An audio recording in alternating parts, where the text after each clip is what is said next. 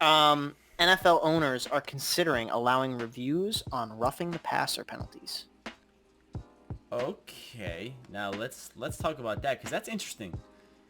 That could be Because interesting. that could be very interesting, because there very well could be some more calls or there could be less calls.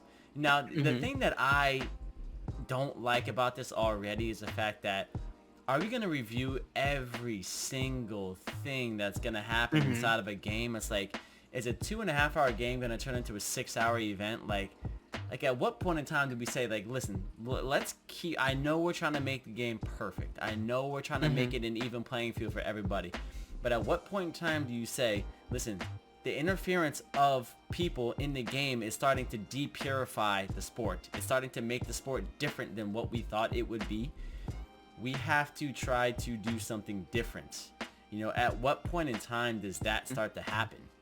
I think the better, I think the better way to go about it is, they tried this with pass interference too, and they ended up backtracking on it. And I think maybe if they end up passing this, they'll end up backtracking on it too. The better way to go about these kind of let's review everything kind of deals, define the rule better. Mm, If you define the rule in a more complete way, then there should be no issue. Now, if there's a situation where I think things maybe should, so for example, let's go to the Rams Saints game from a few years ago where there's that pass interference, right. right? It was blatantly missed. Everyone in the stadium could see it, other than the two officials who missed it. I don't understand how that wasn't a call. Right, exactly. As a football official, it blows my mind how nobody saw that.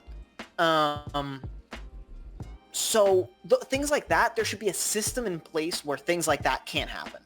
Completely, absolutely, objectively missed calls cannot be missed. There needs to be a system in place where the NFL can call down and say, no, no, no, no, no, no, fix this. Instead of the arbitrary, like, oh, well, it's a human game. Officials missed the call. Like, it is what it is. No. There should be somebody up in the booth who can say, no shot. That ain't it. That ain't it. Just like they do with regular replays where they call someone and someone goes, hey, are you seeing what we're seeing? And they say, yep, this is that. Officials, when they go under the hood, they're not making any decisions. No, they're just being told what to say. No, correct. They're being told exactly what to say from somebody in New York who works at the NFL office. It's some guy in a suit sitting in a room who's also watching the video with him. That's what it is. I'm not kidding. Yeah, That's what it is. yeah.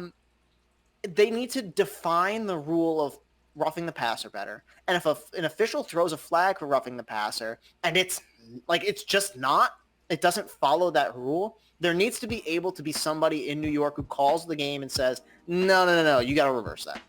That's not a thing. There needs to be some kind of system in place where something like that can happen. Now, there needs to be a point where somebody there says, I might not agree with it, but it's subjective. You might have thought it was roughing the passer. That's fine. We're going to let that go. Fine. But define the rule.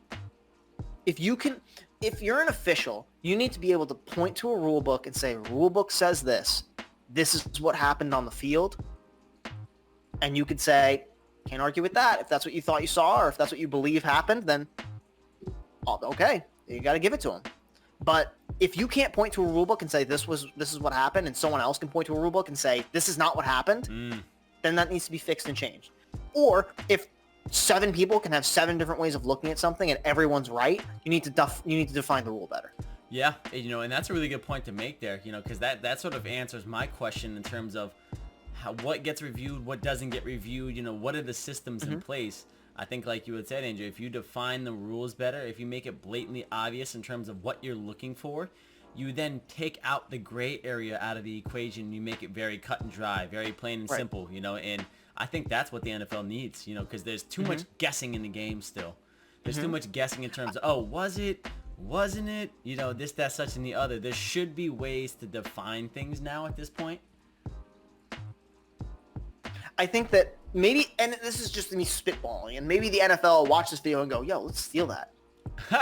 For a roughing the passer penalty, if there's 2 things, to me, you need to look for. If a helmet hits a helmet or a hand hits a helmet, That's roughing the passer. You can't do that according to the rule book. So if that's the way you want to do it, call that. Anytime someone touches the quarterback's helmet incidentally or on purpose, it's a penalty. You can't do it.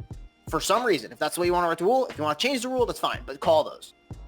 Now, when it comes to roughing the passer in terms of hitting them too late, if you can put your hands out and clap in between when the quarterback throws the ball and gets hit, it's too late.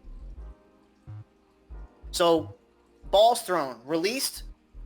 If someone gets hit at that point or any time after that, it's too late. I know I probably just look like a ridiculous person doing that, but it just kind of, but even if it's not that, even if that's too long, think of a gesture that an official can do every time a quarterback releases the ball, where they can do that, or they can go like this, or they can go like this, and then as soon as the quarterback gets hit after that, it's a flag. And then there is no subjectivity about it. It's objective. If the quarterback gets hit after that, the official made a signal, you hit the guy after the official made the signal, it's a flag. Don't put yourself in a position as a defensive player where you're hitting a guy that late. Just don't do it. Now, if you want to make a part where you can't hit the quarterback this high or low, knees below, you can't hit a guy lower than that. There's no reason to. Then make that a rule, but enforce it consistently. Right. Because people will look at the way a rule is enforced across 4 different games or even 4 different quarters, and it's not enforced properly. Right. It's not enforced properly from team to team. But put systems in place where people can objectively make these rulings, because there's too much subjectivity. That's why people in the NFL way back in the day, when we were arguing about is this a catch or is this not a catch in terms of going out of bounds or fumbling the ball or something like that, put a 2-step rule in place. Put something in place, 2 feet in bounds. If you have possession of the ball and you have 2 feet and then you hit the ground after that and then the ball comes loose, then fine. If you get 3 feet and then the ball comes loose, it's a fumble. If you're down after that, then you're down. Like, make it something that people can read and someone can say, all right, well, I might not agree with the rule, but that's the way the rule is being enforced. Go. But as a football official, when a coach comes to me and says that's a BS call, my first reaction is to say, okay, well, this is what happened. Well, that shouldn't be a flag. Well, I didn't make the rule, coach. You may hate the rule, but don't hate me for enforcing the rule that you don't like. Right. So make it so that people, when they talk about NFL officials, can say, well, that rule's stupid. But at least the guy called the rule right. Correct. And I think that's what it comes down to, right? It's not about whether the rule is right or wrong. It's about enforcing the rule every time that it occurs.